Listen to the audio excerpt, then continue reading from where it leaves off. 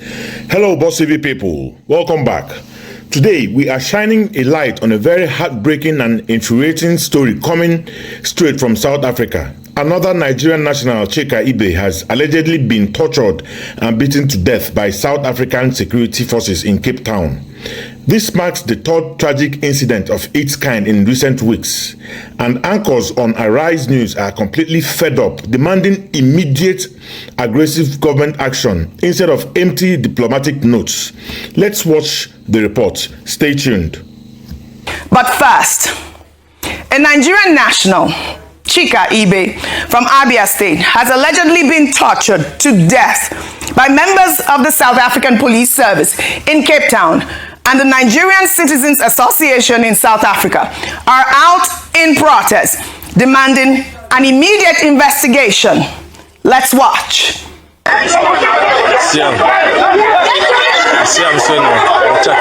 You don't have any right to take somebody's life. It's not nice. You guys must give him life to wake up. The only thing that's gonna solve this thing, you guys must make that guy to be alive again.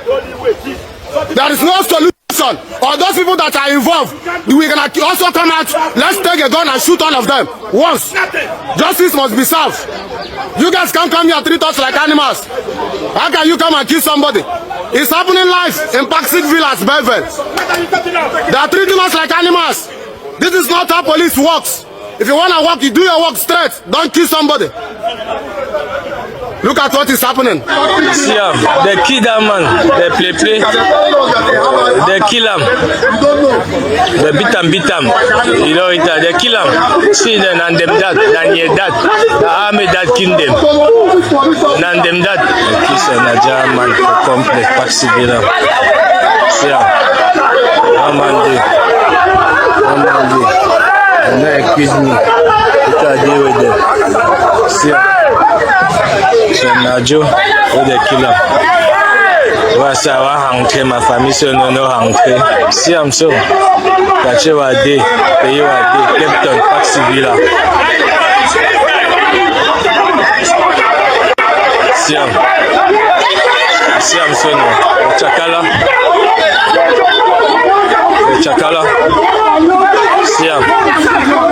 Pack it out with the one bit I'm so.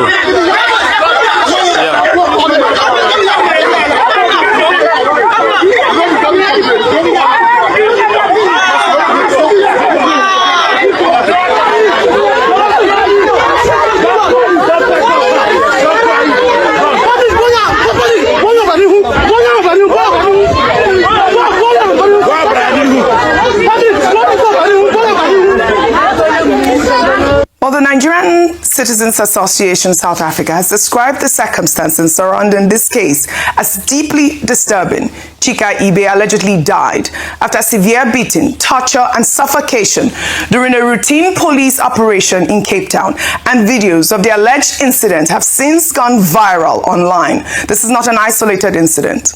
It is now the third Nigerian to allegedly die at the hands of South African security forces in recent weeks.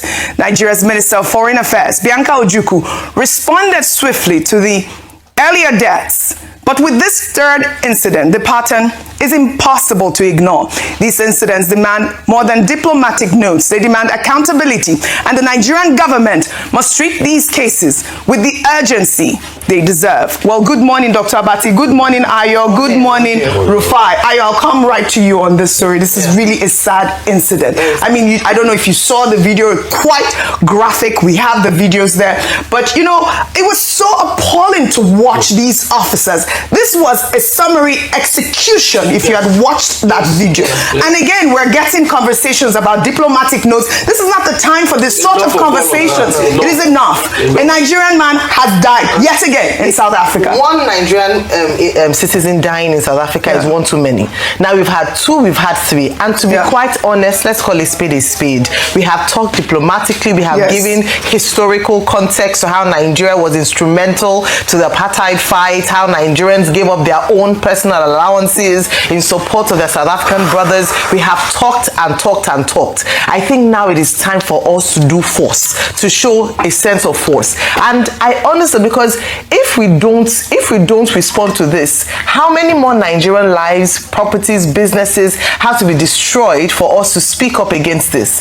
The Ghanaians have already spoken up. In fact, there was a barring of the South African president from coming to attend a particular conference there in Ghana based on the situation of things in the country. But all we've had are statements and statements being released.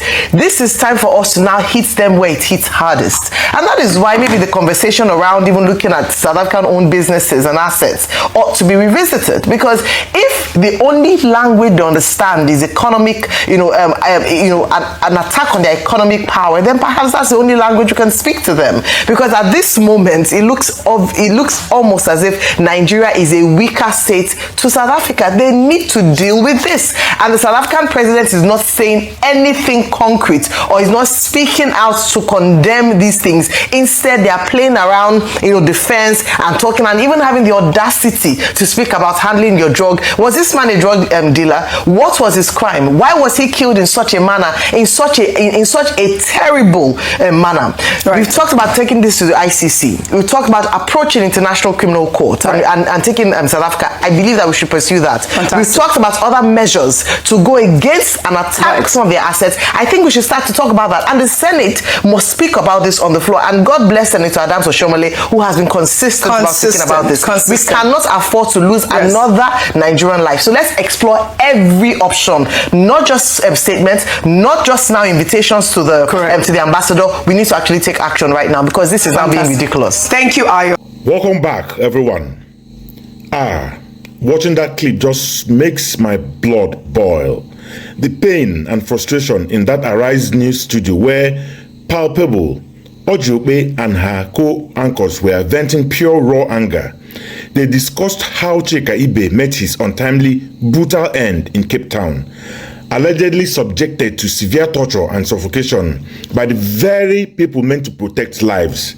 And the worst part, this is not an isolated incident. It is the third time a Nigerian has been killed by South African security forces recently.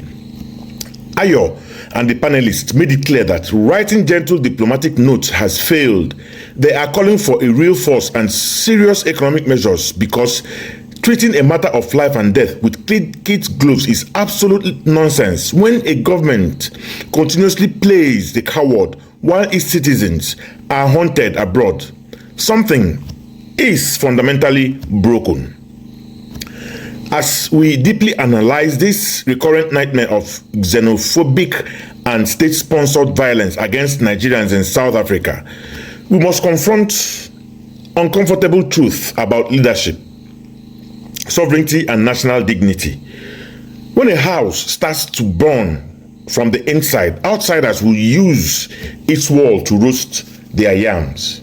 The persistent harassment, dehumanization, and outright murder of Nigerians on South African soil are symptoms of a larger geopolitical perception that Nigeria has lost its protective diplomatic teeth. For years, our response to the extrajudicial killings of our citizens has been muted, predictable, and weak, consisting mostly of toothless press release and summoned ambassadors who return to their duty posts with zero consequences. Diplomacy is an art that requires both a velvet glove and an iron fist. When the iron fist is perpetually hidden, the velvet glove is easily shredded. As our elders wisely say, a child who says his mother will not sleep will also spend the night awake. South Africa must be made to realize that bilateral relationships are two-way street. They enjoy massive economic footprints and corporate investment within Nigerian borders, from telecommunications and banking to retail and entertainment. Yet, when it comes to the safety of Nigerian lives in their country, we witness institutional complicity, deliberate scapegoating, and systemic brutality. To continue responding to fatal human rights abuses with mere diplomatic murmurs is a monumental insult to the memory of every Nigerian who has perished unjustly in that rainbow nation. The complicity or passive silence of the South African political leadership under President Cyril Ramaphosa is profoundly disturbing. When a president looks away while law enforcement officers transform into licensed executioners targeting foreign nationals, that government loses its moral legitimacy. It is completely unacceptable that a routine police operation can turn into a medieval torture chamber just because the victim is a Nigerian. If the South African state fails to prosecute and transparently punish the rogue officers involved in the murder of Chike Ibe, the Nigerian government has a sacred, non-negotiable obligation to escalate countermeasures. This is not the time for political correctness or polite boardroom handshake. We must ask ourselves a hard question. How many more coffins must be flown back to the Murtala Mohammed International Airport wrapped in shame before our leaders realize that state sovereignty is measured by how well it protects its citizens abroad? When a lion loses its roar, even domestic animals begin to test its patience. Nigeria cannot afford to keep playing the gentle giant while our people are treated like disposable commodities.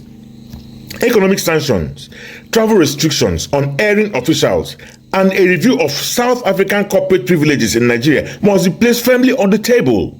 This madness in South Africa must be confronted with an equal and opposite force of resolute state action, because peace without justice is merely slow motion tragedy waiting to repeat itself. What are your thoughts on this heartbreaking situation? Do you think the Nigerian government is doing enough, or is it time for drastic economic diplomatic retaliation against South Africa? Let us know in the comments below. Hit that subscribe button, give us a thumbs up, and turn on notifications so you stay updated on our continuous coverage. Stay safe out there and see you the next time.